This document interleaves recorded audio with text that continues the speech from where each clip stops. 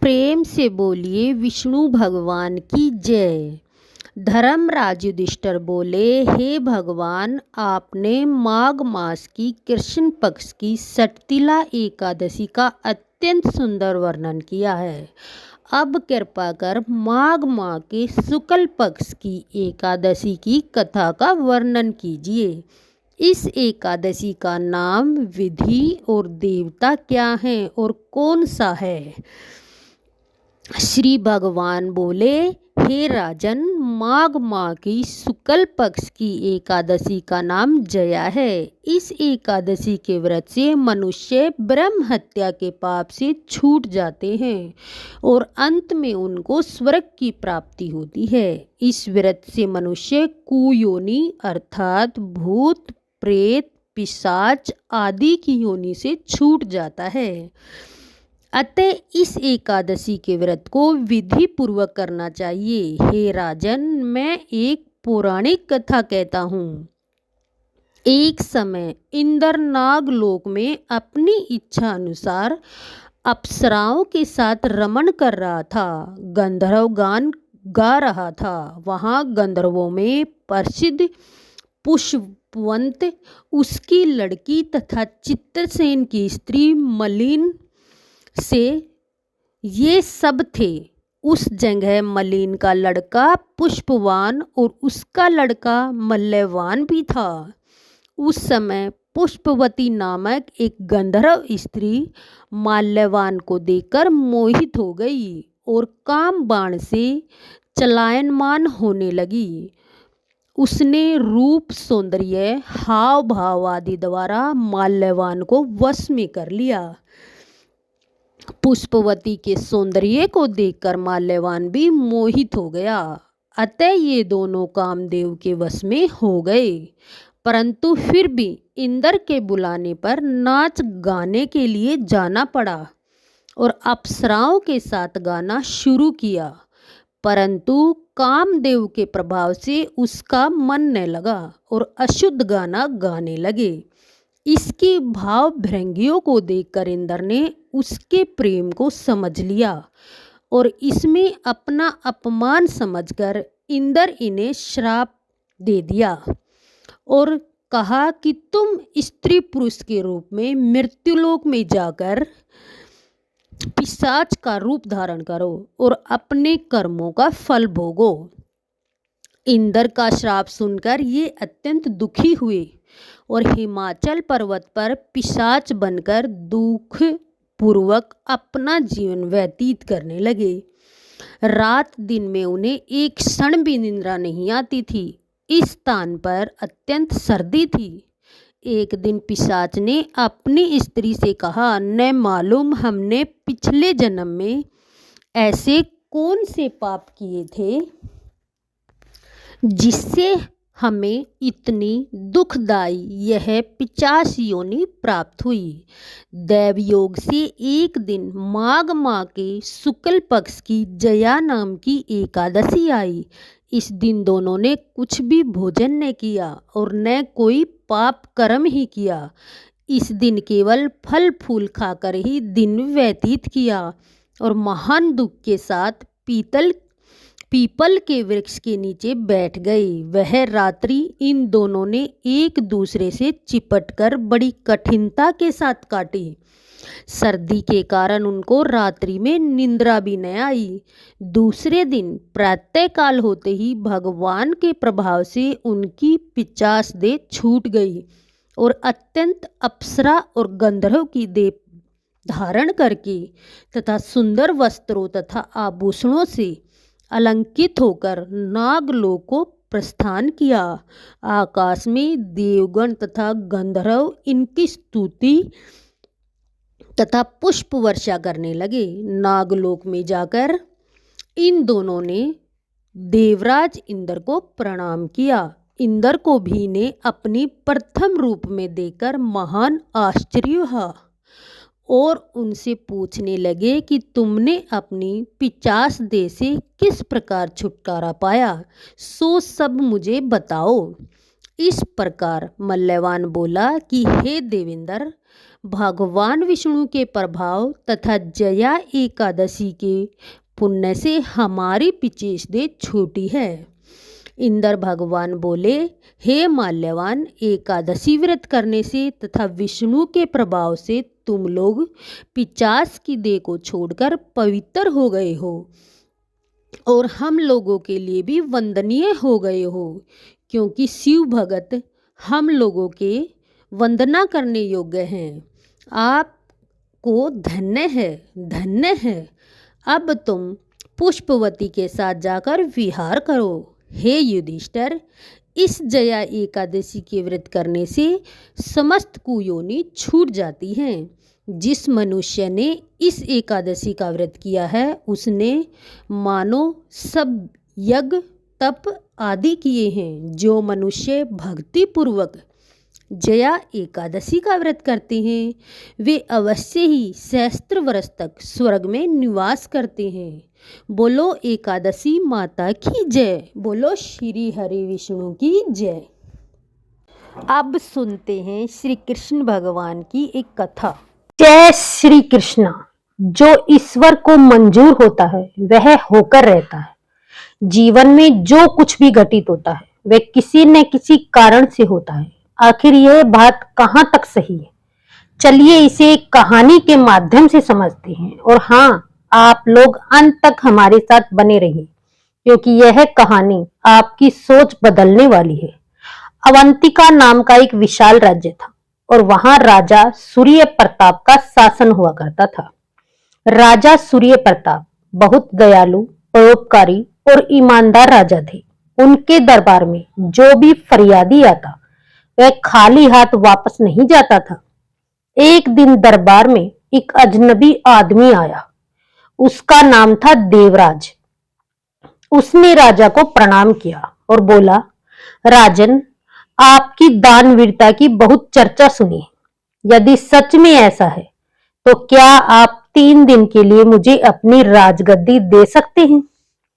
राजा सूर्य प्रताप बिना सोचे तुरंत सिंहासन से उतर गए और बोले, आज से 3 दिन तक यह गद्दी तुम्हारी हुई।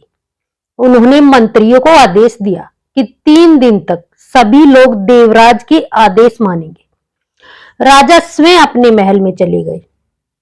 3 दिन बाद राजा लौटे और बोले, अब समय पूरा हो गया भाई, गद्दी छोड़ दो। लेकिन देवराज बोला, राजन, अब यह गद्दी छोड़ने का मन नहीं करता। आप इसे ईश्वर के नाम पर मुझे दान कर दीजिए। राजा सूर्य प्रताप मुस्कुराए, ठीक है, आज से यह राजपाट तुम्हारा हुआ। राजा सूर्य प्रताप और उसकी रानी मृदुला अपने दोनों पुत्र प्रताप और विक्रम को लेकर महल छोड़कर साधारण वस्त्रों में निकल पड़े। राजा ने मन ही मन सोचा, लगता है प्रभु ने मेरे लिए कुछ और ही तय कर रखा है। कुछ दिनों तक सफर करने के बाद वे एक नगर में पहुंचे। तभी वहां एक सौदागर जिसका नाम था कुशल आया। उसने रानी मृदुला को देखा और मन में बुरी नीयत आ गई। उसने राजा से झूठ बोला, मेरी पत्नी बीमार है, आपकी पत्नी उसकी सेवा कर दे तो उसकी जान बच सकती है। राजा सूर्य प्रताप और रानी मृदुला नेक दिल थे। रानी उनके साथ जाने को तैयार हो गई। कुशल रानी को बहाने से घोड़े पर बैठाकर अपने काफिले में ले गया, लेकिन रास्ते में वह उसे दूर ले भागा। रानी को पता चल गया। तब तक बहुत देर हो चुकी थी। दोनों बेटों का बिछड़ना। राजा ने काफी तलाश की, नदी मिली, नाव नहीं थी। राजा ने छोटे बेटे विक्रम को कंधे पर लिया और नदी में उतरे। तभी बड़े बेटे प्रताप पर भालू हमला करने आ गया। राजा घबरा गए और छोटे बेटे विक्रम का संतुलन बिगड़ गया। वह नदी में गिरकर बह गया। उधर बड़े बेटे प्रताप को भालू उठाकर ले जा रहा था। राजा समझे एक बेटा भालू ने ले लिया, दूसरा नदी में डूब गया। पत्नी सौदागर ले भागा। राजा अकेले ही आगे बढ़ते रहे। भाग्य पलटता है। वे एक नगर पहुंचे जहां राजा चुनने का अनोखा नियम था। एक बाज उड़ाया जाता था। वह जिसके सिर पर बैठता वही राजा बनता। जैसे ही सूर्य प्रताप वहां पहुंचे, बाज उसके सिर पर आकर बैठ गया। सभी दरबारी हाथ जोड़कर झुक गए और उन्हें राजा बनना स्वीकार कर दिया। राजा सूर्य प्रताप ने अनिच्छा जताई, पर प्रजा ने उन्हें जबरन राजा बना दिया। धीरे धीरे परिवार का मिलना भी होने लगा। भालू वाले बेटे प्रताप को एक शिकारी ने बचा लिया। नदी में बहे बेटे विक्रम को एक मछुआरे ने बचा लिया। दोनों के संतान न होने के कारण उन्होंने लड़कों को गोद ले लिया। दोनों लड़के बड़े होकर उसी नगर की सेना में राजा गार्ड बन गए और उन्हें राजा सूर्य प्रताप का अंगरक्षक बना दिया गया। राजा अपने ही बेटों के साथ रहता था, पर न वे उन्हें पहचानते थे न राजा उन्हें। सौदागर फिर सामने आता है। धोखेबाज कुशल भी उसी नगर में पहुंचा जहां राजा सूर्य प्रताप शासन कर रहे थे। कुशल रानी मृदुला को छुपाकर रखता था और शादी का दबाव बनाता था। कुशल को नहीं पता था कि इस नगर का नया राजा वही सूर्य प्रताप है जिसे उसने धोखा दिया था। राजा सूर्य प्रताप ने भी उसे नहीं पहचाना। एक दिन कुशल बोला, मेरी पत्नी पागल है, उसे अकेला छोड़ नहीं सकता। राजा ने कहा, तुम रहो यहाँ, तुम्हारी पत्नी की रक्षा मेरे अंगरक्षक करेंगे। राजा ने दोनों बेटों प्रताप और विक्रम को चौकीदारी का आदेश दिया, बिना ये जाने कि वे उसके अपने पुत्र हैं। रात में जागते रहने के लिए छोटा भाई विक्रम बोला, भाई कोई कहानी सुना दो। बड़ा भाई प्रताप बोला, ठीक है, मैं अपनी ही कहानी सुनाता हूँ। और उसने अपनी पूरी कहानी सुनाई। राजा सूर्य प्रताप, रानी मृदुला, नदी, भालू और सौदागर। छोटा लड़का सुनकर चौंक गया, भैया वो नदी वाला बच्चा मैं हूं। रानी ने अंदर से आवाज सुनी और दोनों एक दूसरे से लिपटकर रोने लगे। उन्होंने पूछा, क्या हुआ? दोनों ने कहानी बताई। रानी बोली, मेरे बच्चों, मैं ही तुम्हारी मां हूं। रानी दोनों बेटों से लिपटकर फूट फूट कर रोने लगी। पूरा परिवार एक साथ हो गया। तीनों राजा के पास पहुंचे। राजा सूर्य प्रताप ने रानी को देखा और पहचानते ही रो पड़े। दोनों बेटे पिता से लिपट गए। सौदागर कुशल भागना चाहता था पर पकड़ा गया। अगली सुबह राजा ने उसका सारा माल जब्त करके उसे मृत्यु दंड दे दिया। जिस देवराज ने राजा सूर्य प्रताप की गद्दी ली थी वह अत्याचारी हो चुका था। प्रजा दुखी थी, मंत्री परेशान थे। जब उन्हें पता चला कि सूर्य प्रताप जीवित है और दूसरे राज्य के राजा हैं, तो प्रजा खुशी से झूम उठी। वे लोग देवराज को हटाकर सूर्य प्रताप को वापस लाना चाहते थे। कहानी का सत्य यही है, जो ईश्वर को मंजूर होता है वही होता है। सब घटनाएं एक बड़ी योजना का हिस्सा होती हैं। धैर्य और भक्ति रखने पर कष्टों के बाद सुख अवश्य मिलता है। तो आप भी ईश्वर पर भरोसा रखिए और अपना जीवन आनंद पूर्वक जीते रहिए। आपको कहानी कैसी लगी कमेंट में जरूर बताना। अब सुनते हैं एकादशी की पावन आरती। ओम जय एकादशी माता मैया, जय जय एकादशी माता। विष्णु पूजा व्रत को धारण कर, विष्णु पूजा व्रत को धारण कर, शक्ति मुक्ति पाता। ओम जय एकादशी माता, तेरे नाम गिनाऊं देवी, भक्ति प्रदान करणी, घन गौरव की देनी, माता शास्त्रों में वर्णी। ओम जय एकादशी माता। मार्गशीर्ष के कृष्ण पक्ष की उत्पन्ना विषव तारणी जनमी, शुक्ल पक्ष में हुई मोक्षदा मुक्तिदाता बन आई। ओम जय एकादशी माता। पौष के कृष्ण पक्ष की सफला नामक है, शुक्ल पक्ष में हुए पुत्र दा आनंद अधिक रहे। ओम जय एकादशी माता। नाम सट तिला माघ मास में कृष्ण पक्ष आवे, शुक्ल पक्ष में जया कहावे, विजय सदा पावे। ओम जय एकादशी माता। विजया फागुन कृष्ण पक्ष में शुक्ला आमल की, पाप मोचनी कृष्ण पक्ष में चैत महाबली की। ओम जय एकादशी माता। चैत्र शुक्ल में नाम काम दाधन देने वाली, नाम वरुथनी कृष्ण पक्ष में वसाक माँ वाली। ओम जय एकादशी माता। शुक्ल पक्ष में होए मोहिनी अपरा जेठ कृष्ण पक्षी, नाम निर्जला सब सुख करणी शुक्ल पक्ष रखी। ओम जय एकादशी माता। योगिनी नाम आषाढ़ में जानो कृष्ण पक्ष करणी, देवशैनी नाम कहायो शुक्ल पक्ष धरणी। ओम जय एकादशी माता।